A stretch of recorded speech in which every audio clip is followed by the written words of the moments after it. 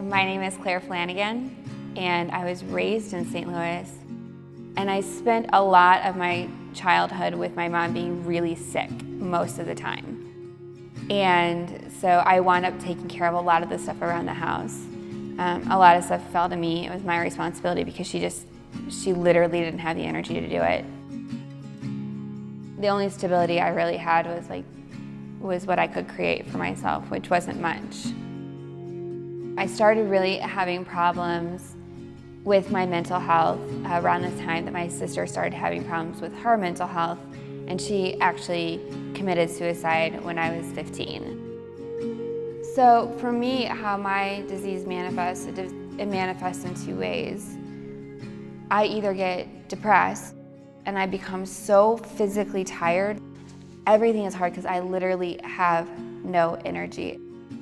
And then the flip side of that is mania, where I am so energetic that even my blinking reflex was not working correctly because I was so amped up, I couldn't get my eyes to shut. So even going to bed at night, I could not keep my eyes shut long enough to go to sleep. And it's hard to get help when I can take a shower and put on makeup and look pretty okay and sound pretty okay, and nobody knows that when I go home I'm gonna start pacing and talking to myself again.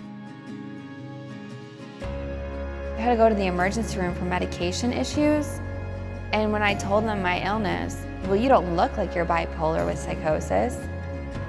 And my response is always like, well, what am I supposed to look like if I have a mental illness? What is that supposed to look like to you? And there's so much stigma behind it. The very first thing that you can do to help is to make your challenges, make your family's challenges visible, and to see people for who they are, regardless of their mental health condition. I'm a lot more than bipolar disorder. I'm a person, and I just want to be seen. And because I've had this deficit of mental health issues, I think one of my main problems when I was in it is that I couldn't feel love. I could show people love and I could express love, but up until really I came to the Independence Center, I couldn't feel it. And last winter, I learned how to feel love for the first time, and my whole life changed. And it was because of the Independence Center. And I can't unlearn that. I think that that's a really common experience with the clubhouse. And no matter what happens after that, I will always be able to feel the love around me. And I'm really grateful for that. I would not trade the ability to feel love for anything.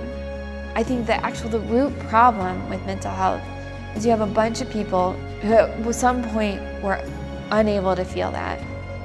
And what the clubhouses do is they bring back that feeling. And it's changed the way I've lived my life.